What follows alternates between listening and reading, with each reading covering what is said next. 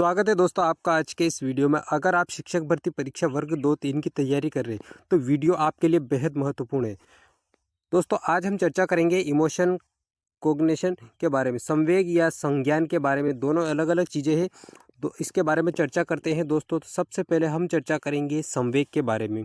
किसके बारे में? संवेग के बारे में सबसे पहले चर्चा करेंगे। संवेग है क्या दोस्तों आखिर, इसी के बारे में चर्चा करेंगे। इससे जुड़ी परिभाषाओं के बारे में चर्चा करेंगे। बढ़ते हैं। संवेग दोस्तों इमोशन का हिंदी रूपांतरण है। लैटिन भाषा से इसकी उत्पत्ति हुई है दोस्तों। लैटिन भाषा के इमोवेयर शब्द से संवेग की उत्पत्ति है, जिसका अर्थ होता है उत्तेजित होना। इस प्रकार संवेग को एक उत्तेजित दशा कहा जाता है। मनुष्य अपनी रोजाना की जिंदगी में सुख, दुख, भय, क्रोध, प्रेम, हर्ष आदि का अनुभव करता है। वह ऐसा व्यवहार उत्तेजनावश करता है। किसकी वजह से करता है? उत्तेजना के कारण करता है कहा जाता है दोस्तों। यह अवस्था संवेग कहलाती है। अब वुडवर्थ के अनुसार संवेग की परिभाषा को समझने की कोशिश कीजिए। वुडवर्थ एक प्रसिद्ध मनोवैज्ञानिक है। इनके अनुसार संवेग व्यक्ति की उत्तेजित दशा है। क्या है? संवेग व्यक्ति की उत्तेजित दशा है। जेम्स ड्रेवर की परिभाषा देख लीजिए दोस्तों। जेम्स ड्रेवर के अनुसार संवेग की परिभाषा क्या है? संवेग प्राणी की एक जटिल दशा है। एक ऐसी जटिल दशा है जिसमें शारीरिक परिवर्तन, प्रबल भावना के कारण उत्तेजित हो दशा और एक निश्चित व्यवहार का करने की प्रवृत्ति निहित रहती है। अगली परिभाषा दोस्तों रॉस की है। जे.एस. रॉस के अनुसार संवेग की परिभाषा किस प्रकार से दी है इन्होंने? संवेग दोस्तों चेतना की वह अवस्था है जिसमें रागात्मक तत्व की प्रधानता रहती है। जर्सिल्ड के अनुसार संवेग की परिभाषा की बात करेंगे दोस्तों, किसी भी प्रकार के आवेश आने, भड़क उठने, उत्तेजित होने की अवस्था को संवेग कहा जाता है। बढ़ते हैं दोस्तों संवेग की विशेषताओं के बारे में। संवेग की विशेषताओं को जान लीजिए।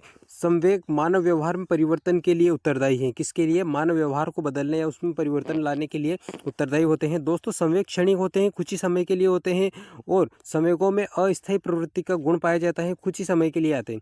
संवेग दोस्तों सार्वभौमिक होते हैं।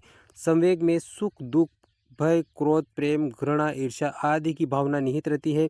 संवेगों में दोस्तों तीव्रता का गुण पाया जाता है। किस प्रकार का? तीव्रता का गुण पाया जाता है। आंतरिक व बाहरी शारीरिक बदलाव संवेगों में व्यापकता होती है। विभिन्न व्यक्ति एक भाव जिसे संवेग कहा जाता है, इसके प्रति अलग अलग प्रतिक्रिया व्यक्त करते हैं। अब बात करते हैं दोस्तों संवेग के प्रकार के बारे में। तो विलियम मैकडूगल के अनुसार दोस्तों 14 मूल प्रवृत्तियां बताई गई हैं और 14 ही संवेग बताए गए हैं। संवेगों के बारे में बात करते हैं दोस्तों। तो 14 संवेग है। कौन कौन से? भय, क्रोध, घृणा, वात्सल्य, करुणा, कामुकता, आश्चर्य, आत्महीनता, आत्माभिमान, एकांकीपन, भूख, अधिकार, कृतिभाव, आमोद। ये 14 संवेग हैं दोस्तों। मूल प्रवृत्तियों की बात करते हैं तो मूल प्रवृत्तियां पलायन, युत्सा, निवृत्ति, संतान की कामना, शरणार्थी, काम प्रवृत्ति, जिज्ञासा, दैन्य, आत्मगौरव, सामूहिकता, भोजन की खोज, संग्रहण, रचनाधार्मिता और हास, ये सारी मूल प्रवृत्तियां हैं। अब जितनी भी मूल प्रवृत्तियां हैं 14 की 14 संवेगों से जुड़ी है। अब किसका कौन सा संवेग है इसके बारे में बात करते हैं दोस्तों। तो पलायन का संवेग है भय, युयुत्सा का संवेग है क्रोध, निवृत्ति का संवेग घृणा, संतान प्राप्ति की यह कामना की संवेग है दोस्तों वात्सल्य, शरणार्थी का संवेग करुणा, काम प्रवृत्ति का कामुक, जिज्ञासा का आश्चर्य, दैन्य का आत्महीनता, आत्मगौरव मूल प्रवृत्ति का संवेग है दोस्तों आत्माभिमान, सामूहिकता का संवेग दोस्तों एकांकीपन, भोजन खोज का संवेग भूख, संग्रहण का संवेग अधिकार और रचनाधार्मिता का संवेग है दोस्तों कृतिभाव, हास का संवेग है आमोद। अब बात करेंगे दोस्तों संवेगों के सिद्धांत के बारे में। तो सिद्धांतों में सबसे पहले सिद्धांत के बारे में बात करते हैं जेम्स लेंज का सिद्धांत। दोस्तों ये सिद्धांत जेम्स और लेंज दोनों के द्वारा बनाया गया दो व्यक्ति है, जेम्स और लेंज। ये सिद्धांत बताता है कि संवेग शारीरिक अनुक्रिया का संबंध कारण एवं प्रभाव से होता है। किसके कारण से होता है? कारण और प्रभाव के कारण होता है। ये जेम्स लेंज का सिद्धांत। रक्तदाब कारण और प्रभाव किस प्रकार से देखा? अब बात करते हैं रक्तदाब का बढ़ना, पसीना आना, चेहरे का सूखना, हृदय की धड़कन बढ़ना, इस प्रकार के कारण और इनका प्रभाव के कारण संवेग आते हैं। तो ये किस सिद्धांत के अनुसार है? जेम्स लेंज के सिद्धांत हैं। इत्यादि का संबंध हमारे शरीर में होने वाले अचानक परिवर्तन जो बाहरी आंतरिक दोनों रूप से होता है। दूसरा सिद्धांत दोस्तों कैनन बोर्ड का है। कैनन बोर्ड के अनुसार सिद्धांत दोस्तों ये इनका पूरा नाम भी देख लीजिए, वाल्टर कैनन और फिलिप बर्ड, इन दोनों के द्वारा ये सिद्धांत दिया गया है। जेम्स लेंज सिद्धांत जो था इसके विपरीत में दिया गया है, क्योंकि वो जो सिद्धांत था वो कारण प्रभाव से संबंध रखता था, और ये इसमें क्या है, ये विरोध में दिया गया है। तो कैनन बर्ड के अनुसार संवेग शारीरिक अनुक्रिया कारण और प्रभाव से कोई संबंध नहीं रखते हैं। दोस्तों इस सिद्धांत के अनुसार संवेग शारीरिक अनुक्रिया के अनुसार कारण और प्रभाव का कोई संबंध नहीं रखते हैं, जबकि जेम्स लेंज सिद्धांत में इसका प्रभाव पड़ता है। इसके बात करते हैं इसी सिद्धांत के अनुसार, तो कैनन एवं बर्ड के अनुसार संवेग शारीरिक अनुक्रिया कारण का से कोई संबंध नहीं होता है, इसके बावजूद यह किसी उत्तेजित भावनाओं से भी अनुक्रिया करता है। तीसरा सिद्धांत दोस्तों स्केचर सिंगर का सिद्धांत है। स्केचर सिंगर का सिद्धांत दोस्तों संवेग के द्विकारक सिद्धांत के नाम से जाना जाता है।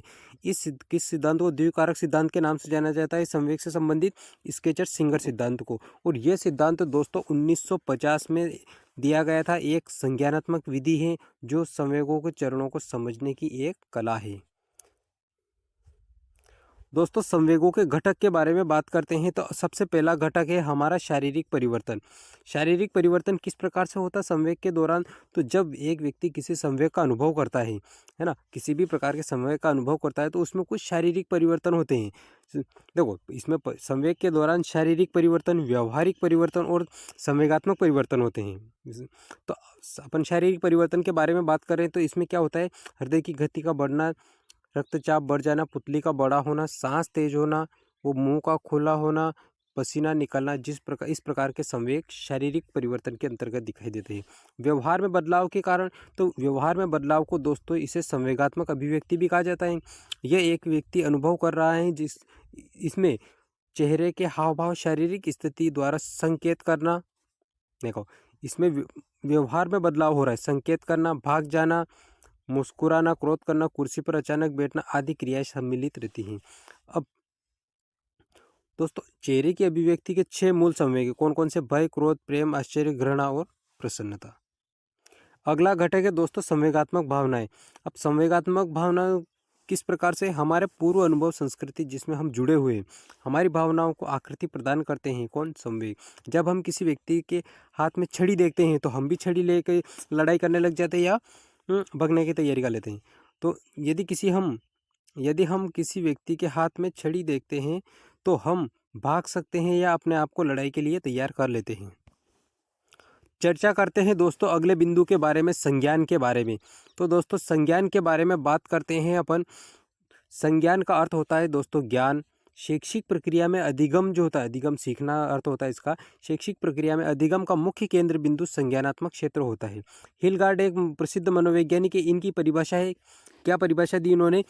किसी व्यक्ति ने स्वयं अपने बारे में तथा अपने पर्यावरण के बारे में विचार, ज्ञान, व्याख्या, समझ, अवधारणा अर्जित की है, यही संज्ञान है। किसके अनुसार? विचार, ज्ञान, व्याख्या, समझ व अवधारणा अर्जित कर ली है, संज्ञान है। किसके अनुसार? हिलगार्ड के अनुसार। अब स्टोट की परिभाषा देखते हैं अपन। संज्ञानात्मक रचना बाह्य वातावरण में विचार पूर्वक, प्रभावपूर्ण ढंग से तथा सुविधा के अनुसार कार्य करने की क्षमता संज्ञान है। आगे बात करते हैं दोस्तों संज्ञान के बारे में। तो संज्ञान से जुड़े सिद्धांत अब बात करेंगे दोस्तों संज्ञान के बारे में आगे। तो संज्ञान में मुख्यतः ज्ञान, समग्रता, अनुप्रयोग, विश्लेषण, मूल्यांकन सम्मिलित होते हैं। क्या क्या सम्मिलित है संज्ञान के दौरान? ज्ञान, समग्रता, अनुप्रयोग, विश्लेषण और मूल्यांकन, ये सारे पक्ष सम्मिलित होते हैं। जीन पियाजे एक प्रसिद्ध मनोवैज्ञानिक है। अमेरिका के मनोवैज्ञानिक है। बालकों ने में संज्ञानात्मक विकास के लिए 4 अवस्थाओं का वर्णन किया है। कौन कौन सी अवस्था? संवेदी गामक अवस्था, यह संवेदी गतिक अवस्था, इसे इंद्रिय गामक अवस्था या इंद्रिय जनित अवस्था भी कहा जाता है। संवेदी गतिक अवस्था दोस्तों 0 से 2 वर्ष या जन्म से 2 वर्ष तक की अवस्था होती है। कौन सी? संवेदी गतिक अवस्था। पूर्व संक्रियात्मक अवस्था दोस्तों 2 से 7 वर्ष तक की होती है। प्रत्यक्ष संक्रियात्मक अवस्था 7 से 11 वर्ष की होती है और औपचारिक संक्रियात्मक अवस्था 11 वर्ष से आगे की होती है। दोस्तों वीडियो होता है समाप्त। अगले वीडियो में इन दोनों टॉपिक्स संज्ञान और संवेग से जुड़े प्रश्नों के बारे में चर्चा करेंगे। तो मिलते हैं अगले वीडियो में।